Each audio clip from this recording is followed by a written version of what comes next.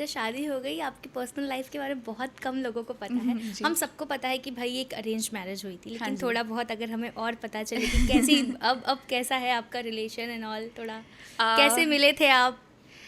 वैसे तो हम एक दूसरे को बहुत सालों से जानते हैं। हाँ, एक ही 2000, इंडस्ट्री में आप यस, दोनों हैं। 2011 is the year when I met him the first time and sang for him. I हाँ। Used to call him Mithun sir उस वक्त। Wow, nice. और हमारी रिलेशनशिप सिर्फ प्रोफेशनल ही रही है बिकॉज हम दोनों बहुत सिमिलर हैं उस सेंस में कि जब मैं स्टूडियो जाती हूँ तब मैं गाती हूँ, गाना लिखती हूँ, गाती हूँ और सुनती हूँ और निकल जाती हूँ। And he is also man of a very few words, तो वो भी बात नहीं हाँ, करते। हाँ, तो हमने हम भी नोटिस की। कैसे बात करते फिर आप दोनों? तो हम पहले तो बस ऐसा ही रहा कि हाँ। प्रोफेशनल रिलेशनशिप रही टिल जब उन्होंने मेरे पेरेंट्स से बात की कि उनका ये दर्शन है कि हम मैरिज कर लें।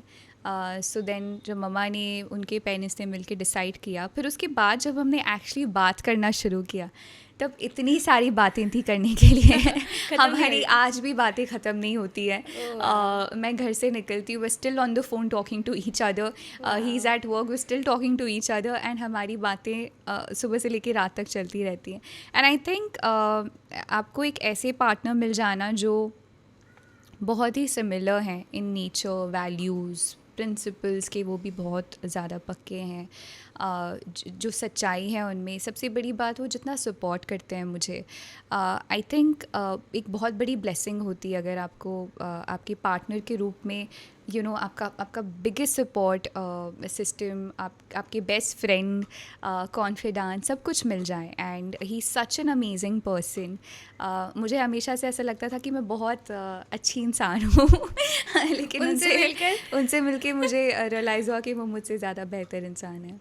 जब आप मिथुन से नहीं मिली थी, तब आपकी लाइफ में प्यार के क्या मायने थे, और आप जब मिल चुकी हैं, शादी हो गया है, परिवार बन चुका है, तो अब क्या मायने बदल चुके हैं प्यार के?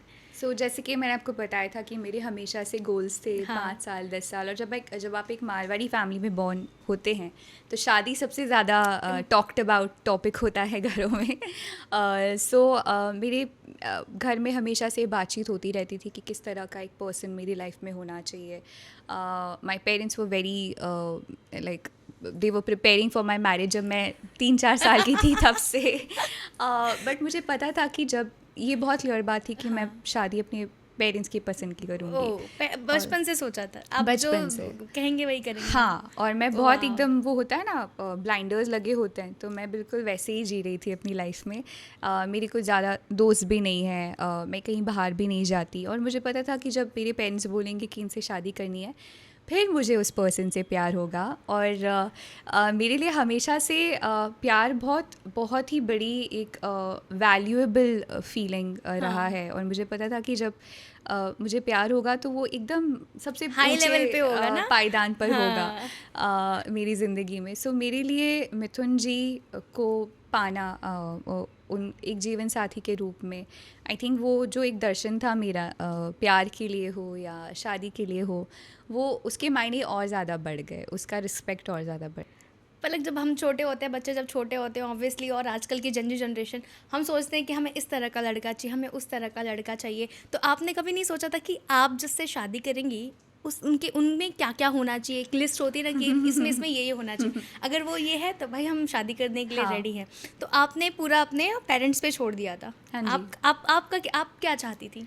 लिस्ट तो डेफिनेटली थी माइंड में। क्या थी? वो सब बहुत पूरी हो सारी चुकी है। बहुत लंबी। हर एक जो क्या कहते हैं रिक्वायरमेंट्स पे टिक मार्क लगा when I met Mithun ji. Bonus भी मिला। बट आई फील कि सबसे बड़ी बात जो मेरे लिए सबसे ज़्यादा इम्पोर्टेंट चीज़ थी वो ये था कि the person has to be an empathetic person, एक पर्सन जो दूसरों के दर्द को समझ सके। बिकॉज़ जो मेरा मिशन है वो मेरी लाइफ में बहुत इम्पॉर्टेंट है, और अगर कोई उस भावना को रिस्पेक्ट नहीं कर सकता तो कहीं ना कहीं जाकर मेरे मिशन में एक रुकावट आ सकती थी। लेकिन जैसे कि मैंने कहा, he has a heart of a gold, वो बहुत ही अच्छे इंसान हैं, और जिस तरह से वो मेरे मिशन में सपोर्ट करते हैं, मेरी भावनाओं को समझते हैं। कई बार बच्चे घर आ जाते हैं, लास्ट स्टेज पर होते हैं, एम्बुलेंस लेकर आ जाते हैं, and he understands the responsibility that I have और उसमें वो जितना कंट्रीब्यूट कर सकते हैं हर तरीके से करते हैं। सो ये मेरे लिए सबसे इम्पोर्टेंट चीज़ थी कि वो पर्सन दूसरों के दर्द को समझें, और वो उनमें है। अच्छा, प्यार है तो प्यार में झगड़े तो होते हैं, तो आपके भी कभी होते हैं झगड़े? ऑनेस्टली टचवुड नज़र ना ओह वाओ, वेरी आए। नाइस। बिल्कुल नहीं होते। उसका एक सबसे बड़ा रीज़न ये है कि हमारी सोच बहुत सिमिलर है। हमारी जो प्रायोरिटीज़ है वो बहुत क्लियर है लाइफ में, और हम दोनों ही एक शांतिपूर्वक जीवन जीना चाहते हैं।